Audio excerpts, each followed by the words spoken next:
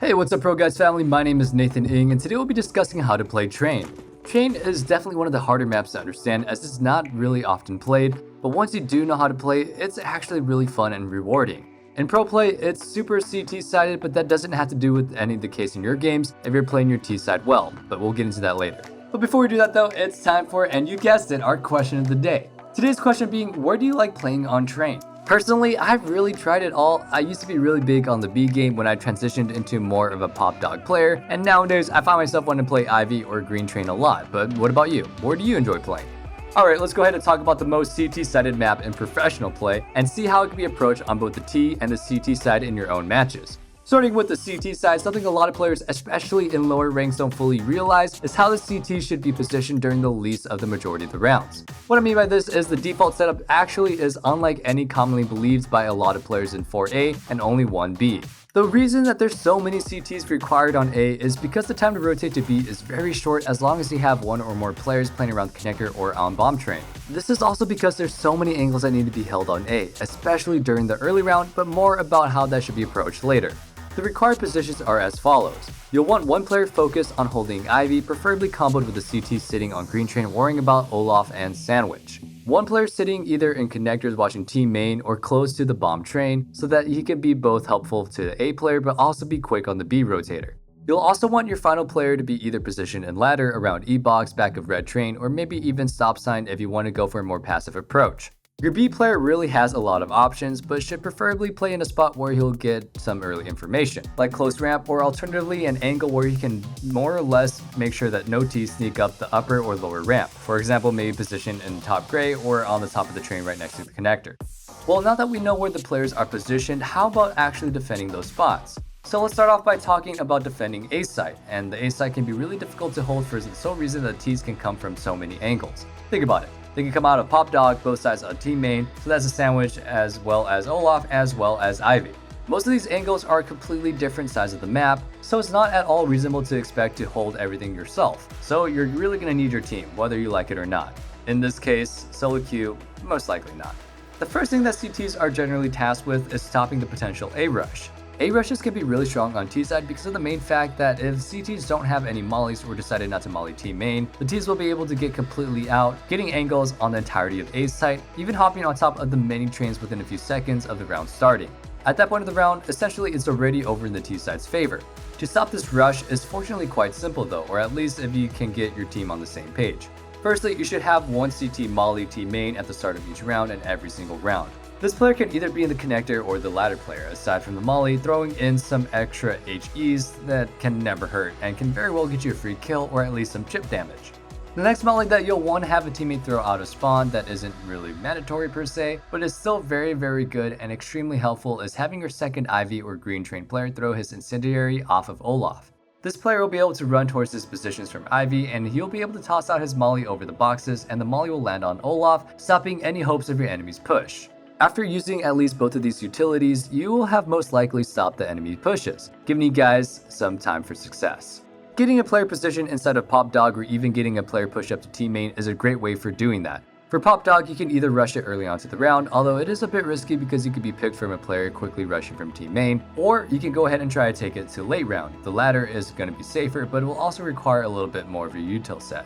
The safest and therefore arguably the best way of taking it will be going to smoke off team main and then going ahead and Molotov inside the ladder room to force any Ts in there back up the ladder. When it comes to taking team main, it's probably the best to have a teammate flash for you.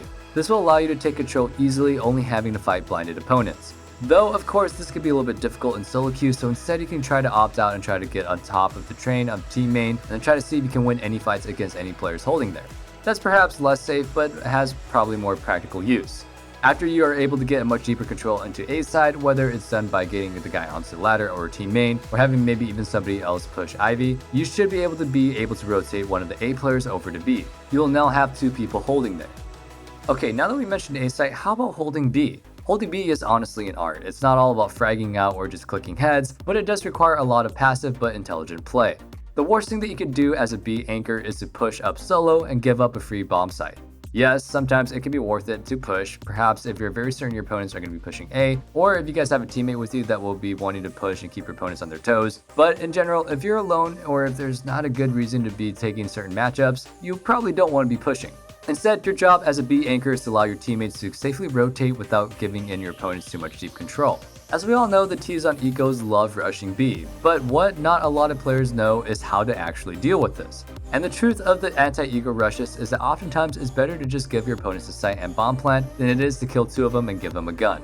If you think that your opponents are rushing, it's best to either spot the ramp and then chuck down a molly early and then attempt to stay alive while buying time for your rotations, or to decide to go really passively right off the bat and just allow your opponents to come out of ramp and then shoot back from the connector train. Sure, even all the way back there is still a chance that you might die, but at least your opponents will be nowhere near your gun then, and you will have the range advantage. If you're the B anchor, an unfortunate truth is that the majority of most rounds early on, you're probably going to be there alone, which is kind of familiar, for me at least, just being alone. Anyway, the best way to deal with this is to timely check and see if your opponents have walked out at any other angles, making sure that you don't get timinged. Essentially, your job as a B defender is to get info and use your utility early in order to provide your teammates with enough time to deal with the early round. Don't try to be a hero if you're playing B, that's up for your A players to do, and if you really feel like playing more aggressively or you think you're not having much of an impact, it's much better to ask one of your A players to switch than it is to push B. Pushing B doesn't even offer any super high rewards, but will guarantee your opponents a free bomb site in the case that you do mess up. Alright, so that's it on the CT side, but how about the T side? Sure, maybe in Pro Play Train is the toughest map to attack on, but since we're probably not playing at that kind of level and we don't have communication like that at all, fast plays is really the solution.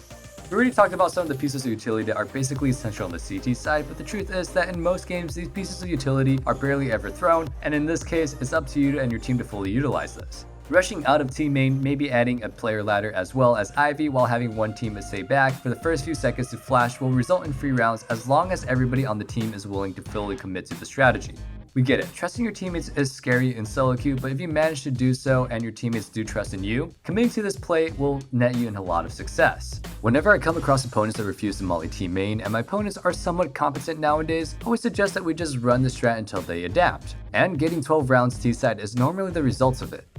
If your teammates are less reliable though and you instead want to do something solo, you can instead take advantage of the fact that your opponents aren't using their utility properly by either jumping out of sandwich and killing the Ivy player or by using some utility of your own and then mollying off the side green train and then jumping off of Olaf and then continuing your rush. Doing so will usually allow you to beat the stop sign in just seconds into the round as long as you aren't doing it literally every single round. This will result in a free round winning kill. Another classic that you can do is rushing down ladder by throwing a quick underhand flash while running up the ladder and then just dropping down running very quickly.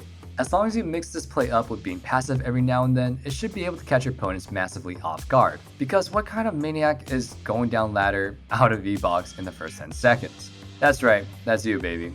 Be that maniac. Another thing that you'll be able to do solo is taking Ivy using the Ivy nade set. Firstly, you'll want to smoke off the left side of Ivy by lining yourself up with the arrow while standing under the deep corner of Ivy and then doing a little run throw, and you'll want to use your molly to the right side. And lastly, just a quick flash to ensure that there aren't CTs standing in the middle of nowhere.